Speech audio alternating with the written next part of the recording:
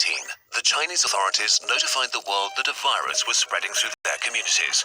In following months, it spread to other countries, with cases doubling within days. This virus is the severe acute respiratory syndrome-related coronavirus 2 that causes the disease called COVID-19 and that everyone simply calls coronavirus. What actually happens when it infects a human, and what should we all do?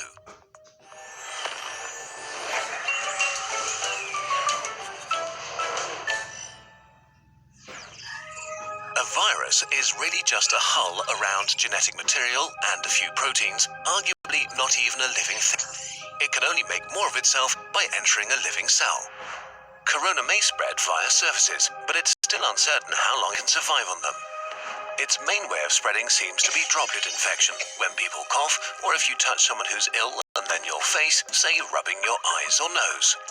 The virus starts its journey here and then hitches a ride as a stowaway deeper into the body.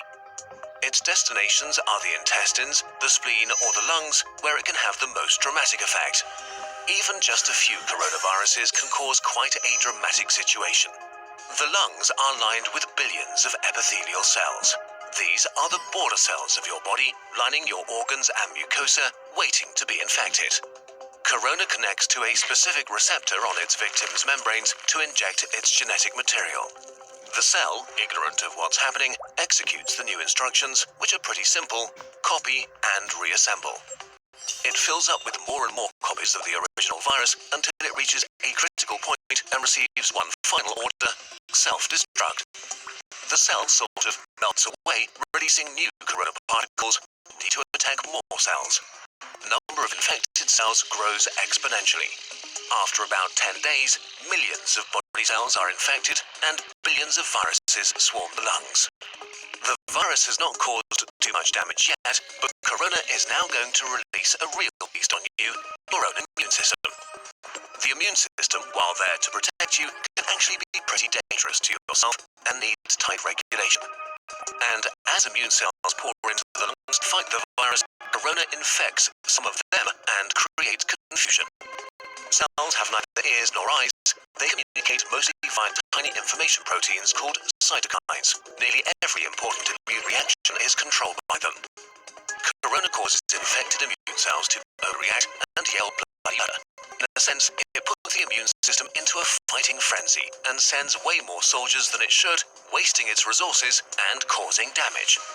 Two kinds of cells in particular wreak havoc. First, neutrophils, which are great at killing stuff, including ourselves.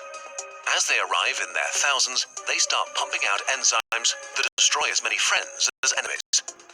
The other important type of cells that go into a frenzy are killer T cells, which usually order infected cells to commit controlled suicide. Confused as they are, they start ordering healthy cells to kill themselves too. The more and more immune cells arrive, the more damage they do, and the more healthy lung tissue they kill. This might get so bad that it can cause permanent, irreversible damage that leads to lifelong disabilities. In most cases, the immune system slowly regains control. It kills the infected cells, intercepts the viruses trying to infect new ones, and cleans up the battlefield. Recovery begins. The majority of people infected by corona will get through it with relatively mild symptoms. But many cases become severe or even critical. We don't know the percentage because not all cases have been identified, but it's safe to say that there is a lot more than with the flu. In more severe cases, millions of epithelial cells have died, and with them, the lung's protective lining is gone. That means that the alveoli, tiny air sacs via which breathing occurs, can be infected by bacteria that aren't usually a big problem. Patients get pneumonia, respiration becomes hard or even fails, and patients need ventilators to survive. The immune system has fought at full capacity for weeks and made millions of antiviral weapons. And as thousands of bacteria rapidly multiply, it is overwhelmed. They enter the blood and overrun the body. If this happens, death is very likely. The coronavirus is often compared to the flu, but actually, it's much more dangerous. While the exact death rate is hard to pin down during an ongoing pandemic, we know for sure that it's much more contagious and spread faster than the flu. There are two futures for a pandemic like corona: fast and slow. Which future we will see depends on how we all react to it in the early days of the outbreak. A fast pandemic will be horrible and cost many lives. A slow pandemic will not be remembered by the history books.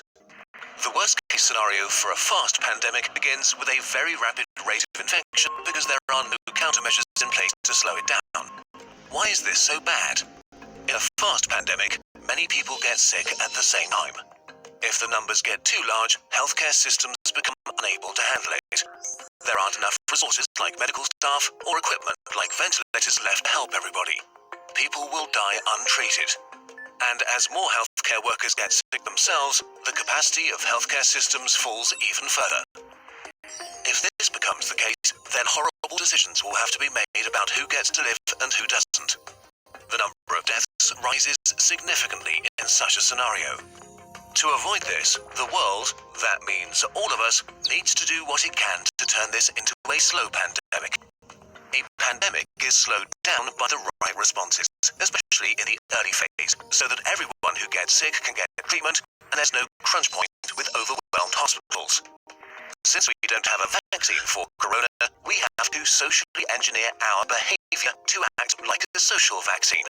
This simply means two things: not getting infected and not infecting others. Although it sounds trivial, the very best thing you can do is to wash your hands. Soap is actually a powerful tool. The coronavirus is encased in what is basically a layer of fat. Soap breaks that fat apart and leaves it unable to infect you. It also makes your hands slippery, and with the mechanical motions of washing, viruses are ripped away. To do it properly, wash your hands as if you've just cut up some jalapenos and want to put in your contacts next. The next thing is social distancing, which is not a nice experience, but a nice thing to do. This means no hugging, no handshakes. If you can stay at home to protect those who need to be out for society to function, from doctors to cashiers or police officers. You depend on all of them. They all depend on you to not get sick. On a larger level, there are quarantines, which can mean different things, from travel restrictions or actual orders to stay at home.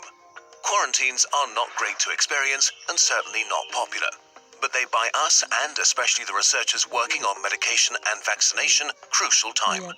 So if you are put under quarantine, you should understand why and respect it. None of this is fun, but looking at the big picture, it is a really small price to pay. The question of how pandemics end depends on how they start. If they start fast with a steep slope, they end badly. If they start slow with a not-so-steep slope, they end okayish. And in this day